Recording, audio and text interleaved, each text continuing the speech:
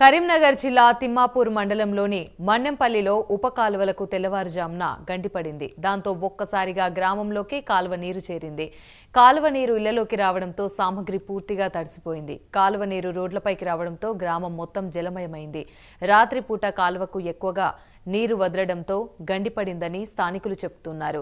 విషయం తెలుసుకున్న అధికారులు గండి పూడ్చడానికి ప్రయత్నిస్తున్నారు. గతంలో కూడా ఇలానే గండిపడిందని, అధికారులు మాత్రం తూతూ మంత్రంగా పనులు చేశారని మండిపడ్డారు.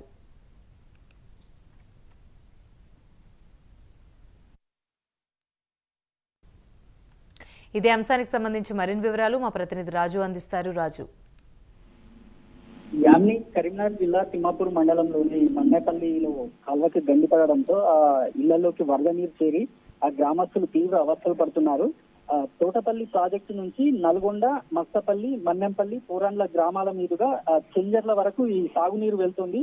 ఈ నేపథ్యంలో కాల్వకి గతంలో గండిపడిన ప్రదేశంలోనే మరొకసారి గండిపడి వరద నీరంతా ఒక్కసారిగా ఊర్లోకి రావడంతో గ్రామస్తులంతా ఒకంత భయాందోళనకు గురయ్యారు.